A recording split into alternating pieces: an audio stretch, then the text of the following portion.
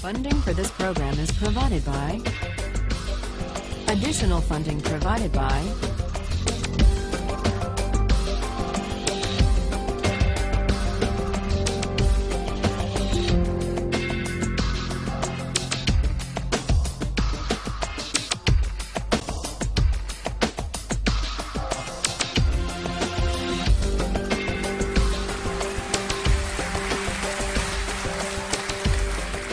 This is a course about justice, and we begin with a story. Suppose you're the driver of a trolley car, and your trolley car is hurtling down the track at 60 miles an hour, and at the end of the track you notice 5 workers working on the track. You try to stop, but you can't. Your brakes don't work. You feel desperate because you know that if you crash into these 5 workers, they will all die. Let's assume you know that for sure. And so you feel helpless until you notice that there is, off to the right, a side track. And at the end of that track, there's one worker working on the track. Your steering wheel works, so you can turn the trolley car, if you want to, onto the side track, killing the one, but sparing the 5. Here's our first question. What's the right thing to do? What would you do? Let's take a poll. How many would turn the trolley car onto the side track? Raise your hands. How many wouldn't? How many would go straight ahead? Keep your hands up, those of you who would go straight ahead. A handful of people would. The vast majority would turn. Let's hear first. Now we need to begin to investigate the reasons why you think it's the right thing to do. Let's begin with those in the majority who would turn to go onto the side track. Why would you do it? What would be your reason? Who's willing to volunteer a reason? Go ahead, stand up. Because it can't be right to kill 5 people when you can only kill 1 person instead. It wouldn't be right to kill 5 if you could kill 1 person instead. That's a good reason. That's a good reason. Who else? Does everybody agree with that reason? Go ahead. Well, I was thinking it's the same reason on 9/11. We regard the people who flew the plane into the Pennsylvania field as heroes because they chose to kill the people in the plane and not kill more people in big buildings. So the principle there was the same on 9/11. It's a tragic circumstance, but better to kill 1 and so that 5 can live? Is that the reason most of you had, those of you who would turn? Yes? Let's hear now from those in the minority, those who wouldn't turn. Yes? Well, I think that's the same type of mentality that justifies genocide and totalitarianism.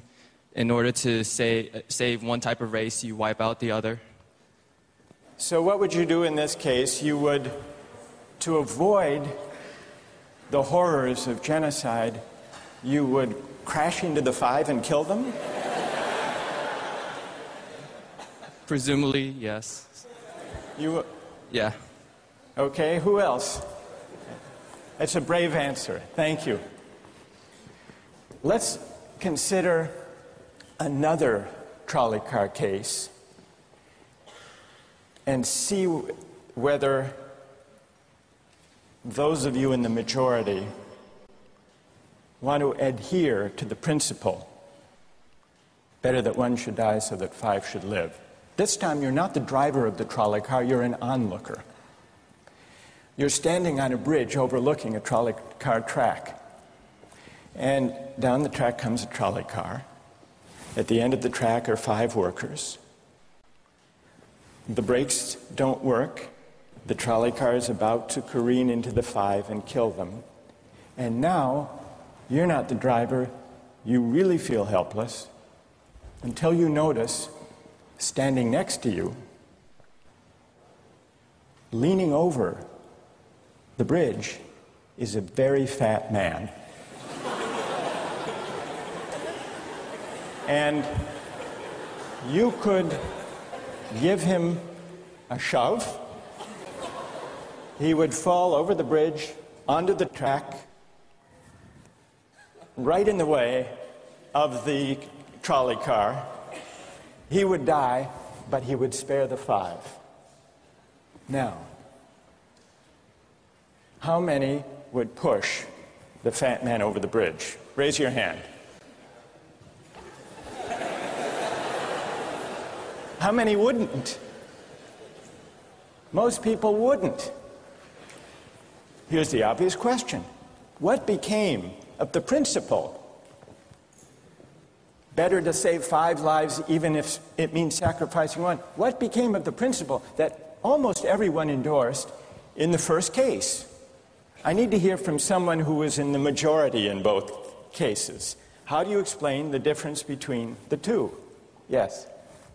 The second one, I guess, involves an active choice of pushing the person down, which I guess that person himself would otherwise not have been involved in this situation at all. And so to choose on his behalf, I guess, to involve him in something that he otherwise would have escaped is, I guess, more than what you have in the first case, where the 3 parties, the driver and the 2 sets of workers, are already, I guess, in the situation. But the guy working, the one on the track off to the side, he didn't choose to sacrifice his life any more than the fat man did he? That's true, but he was on the tracks. And you... This guy was on the bridge. Go ahead, you can come back if you want. All right, it's a hard question.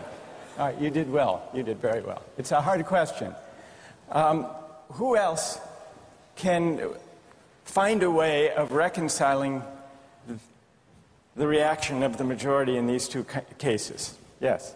Well, I guess in the first case, where you have the 1 worker and the 5, it's choice between those 2, and you have to make a certain choice, and people are going to die because of the trolley car, not necessarily because of your direct actions. The trolley car is a runaway thing, and you're making a split-second choice, whereas pushing the fat man over is an actual act of murder on your part.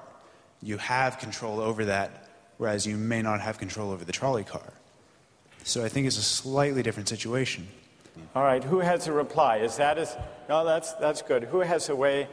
Who wants to reply? Is that a way out of this? I don't think that's a very good reason, because you choose to... It's either way you have to choose who dies, because you either choose to turn and kill the person, which is an active conscious thought to turn, or you choose to push the fat man over, which is also an active conscious action. So either way you're making a choice. Do you want to reply? Well, I'm not really sure that that's the case. It just still seems kind of different, the act of actually pushing someone over onto the tracks and killing him. You are actually killing him yourself. You're pushing him with your own hands. You're pushing him. And that's Right. different than steering something that is going to cause death into another... You know, it doesn't good. really sound right saying it now. No, it's good. But I'm up here. It's good. What's your name? Andrew. Andrew. Let me ask you this question, Andrew. Yes. Suppose, standing on the bridge next to the fat man, I didn't have to push him. Suppose he were standing over a trap door that I could open by turning a steering wheel like that.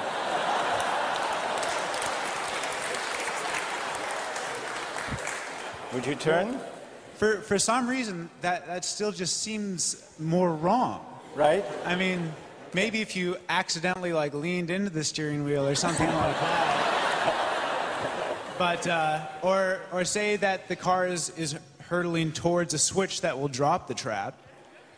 Then I could agree with that. Fair enough. It still seems wrong in a way that it doesn't seem wrong in the first case to turn, you say. And in another way, I mean, in the first situation, you're involved directly with the situation. In the second one, you're an onlooker as well. All right. So you have the choice of becoming involved or not by pushing the fat man. Let's forget for the moment about this case. That's good. Let's imagine a different case. This time you're a doctor in an emergency room, and 6 patients come to you.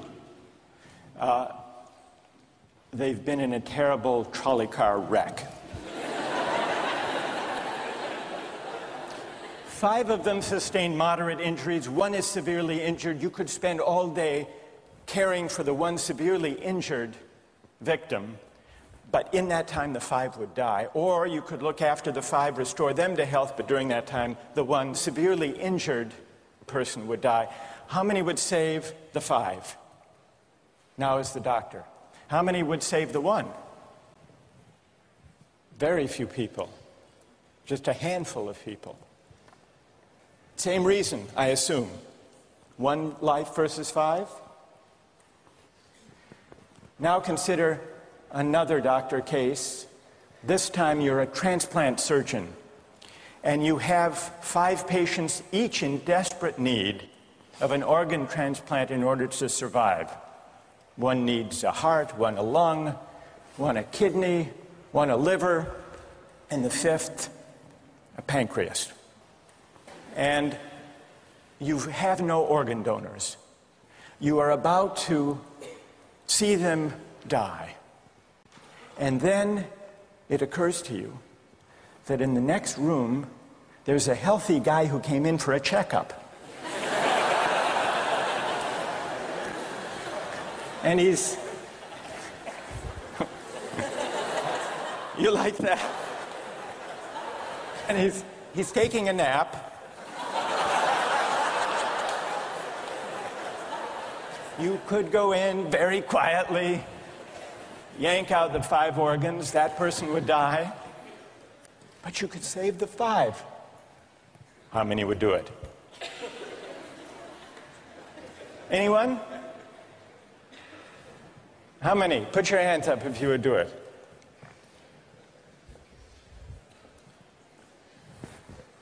Anyone in the balcony? You would? Be careful, don't lean over too much. What? How many wouldn't? All right, what do you say? Speak up in the balcony, you who would yank out the organs. Why? I'd actually like to explore a slightly alternate possibility of just taking the 1 of the 5 who needs an organ, who dies first, and using their 4 healthy organs to save the other 4. That's a pretty good idea. That's a great idea, except for the fact that you just wrecked the philosophical point. Well, let's step back from these stories and these arguments to notice a couple of things about the way the arguments have begun to unfold. Certain moral principles have already begun to emerge from the discussions we've had. And let's consider what those moral principles look like. The first moral principle that emerged in the discussion said, the right thing to do, the moral thing to do, depends on the consequences that will result from your action.